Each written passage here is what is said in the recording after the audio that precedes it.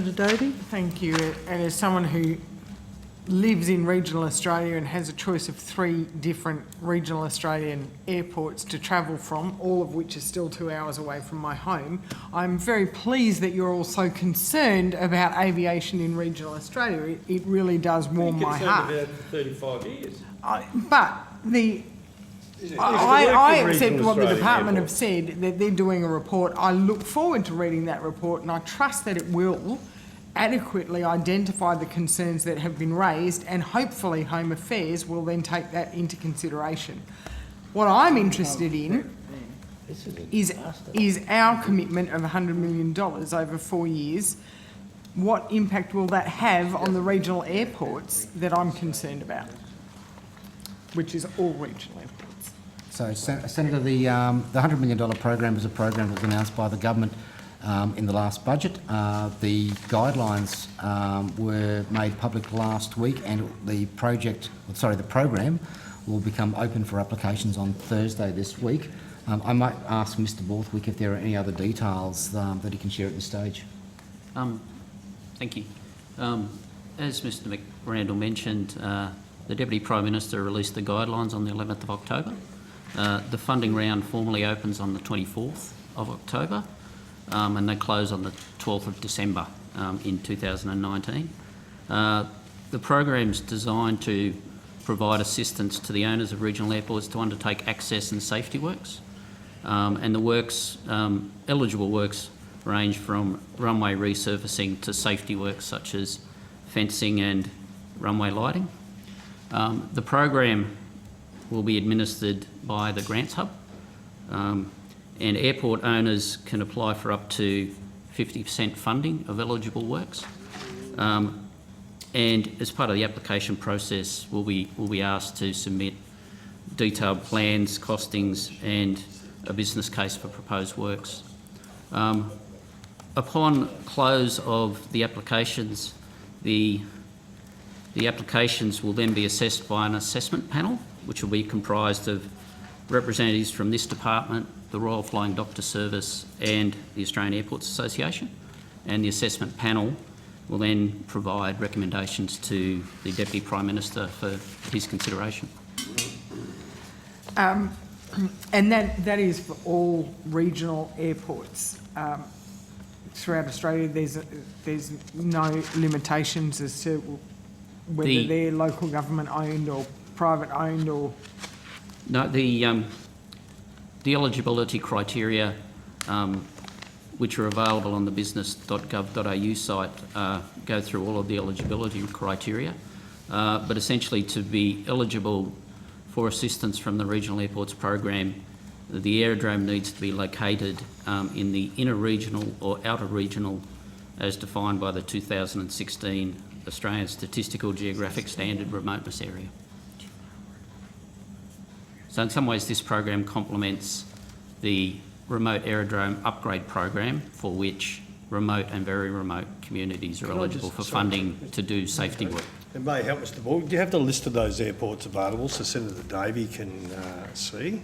I'll take that on notice, Senator. I don't have the full list. Just to assist. Yeah. Thank you. Because that is regional remoteness. So there's the really remote aerodromes, and then there's the regional airports. Is this all under the 100 million, or are there separate funding streams for the remote aerodromes compared to regional airports? Certainly, the remote and very remote are subject to a different scheme with its own dedicated funding. The $100 million is on top of the existing funding allocations through the Regional Aviation Access Program. And the remote and very remote, I think that's just recently closed, has it? We've just gone out for, just bear with me. It's open currently. So, Senator, I think round 7 has... The round 7 opened on the 1st of October 2019, and that closes on the 12th of November 2019. Right. And in previous rounds, how many aerodromes has that provided funding for? on average? I know each round would be slightly different, but For example, in the first in round 6, which opened in November 2018 and closed on 29th of November 2018, there was $10.1 million allocated across 34 aerodrome upgrade projects. These are not the security standard that we're talking about here, are they? No, these are solely that's safety right. related. So I'm just trying to scratch Yeah. the surface for you, Senator Davey, because Yeah. we've heard evidence, and we're sorry to come in, of some shires saying there could be about $2 million to meet Mr Dutton's upgrading, and you're saying very clearly that there will only be a funding commitment of 50% if they pass the criteria. So our job is to find out which of these regional airports that are run by shires predominantly, who we know only open for an hour and a half a day. the remote and very remote funding, which is separate, that wouldn't fall foul of Mr Dutton's, as you call it, policy area at all, because they're mainly, they're non-commercial. No, I'm not talking Some about of the local government ones which are commercial, that might be a separate thing. But this is for safety. What other, to help Senator Steele, what other It's sort not of... helping me, I've been doing the inquiry. I'm well aware of what's So going you're, on. okay, Senator well, that's Davey. good. You're That's the good. one that needs to really scratch the surface and have a look. And I'm not being Well, cheeky what saying I'm that. focusing on, Senator Steele, is what is the responsibility of this department, and thought we this had a briefing program from the is the minister, stop wasting responsibility time of this here. department. Go sit in your I'm mate's not office wasting time asking about what is the responsibility of doing the this. Home Affairs We've Department. been doing this. Why do you think we're Brief doing the this? minister Look, any day you like. right? So, just ask a question. No, I am done, thank you. I'm just trying to get on the record what the 100 million program is going to get over 4 years. Good luck. So that- So are we. Terrific. Senator Van, you got a question? Yeah, thank you, Chair. I believe there's someone here from Air Services Australia. No, Senator. Good, that was a quick one. I had a page of questions for this.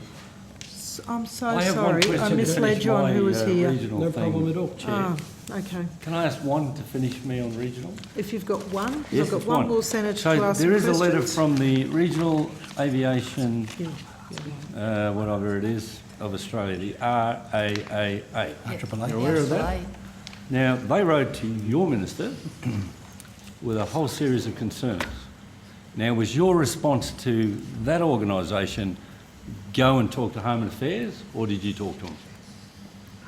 We talked to the RAAA on... I can't hear you. You didn't Sorry- get that sorry, public service Senator. medal for speaking loudly. I've got to tell you that. Sorry, Senator. We do talk regularly with the RAAA. They have raised their concerns with us on the security issues, but I'm not aware of what the response back to the RAAA on the issues that they And flagged in part that of letter. that letter is 2021. It's a formal request to delay this in this letter. That's correct? I'm sorry, Senator, I don't have that letter in front of You me. haven't read the letter. So, We urge the Senator- government to extend the deadline to align with the US and Hong Kong requirements of mandatory screening by June 21. Senator, table that letter, look, I can't say that I recall that letter specifically. As Ms Spence said, we do speak to a lot of organisations that represent peak bodies, including the RAAA. It would be not unusual for them to write to a number of ministers. No, they wrote to the including- Deputy Prime Minister. Yes, but they may choose to write to a number of ministers around issues like this. And typically what would happen in a response like that is the ministers would refer this to the relevant minister to make a response for. So my question is, did the Minister put it back to your department for a response or evaluation? That would be the normal process. We'd have to take on notice that particular piece of Well, please. correspondence. So whether it was back for a response or evaluation of the credibility of the statements. Yep, we'll take that on notice, Senator. Thank you. So we'll just table that letter for Senator Gallacher? You can if you like. I mean, they reckon they haven't seen it. Well, that's why I thought it'd be a good idea to table it. Thank you. Pretty surprising. Senator Rennick. Hi guys, I've just got a couple of questions about the $100 million airport fund. And sorry, I apologise if some of this repeats what Senator Davey asked. So is the current round of funding open now?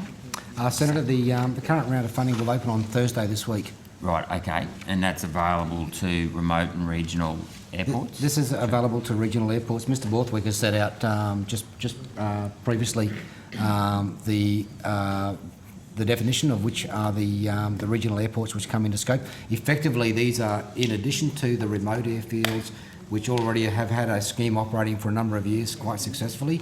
This allows for regional airports, so... Could I just be specific? Would that include Miles, Roma and Charleville? Would you know? Senator, I'd expect those airports to be in that group, Right, certainly. okay. Oh, that's right, thanks. And if you wanted to, so who do we need to contact to? I'll So- give you the link. Okay, cool, thanks. Yes. Senator Watt. Just a couple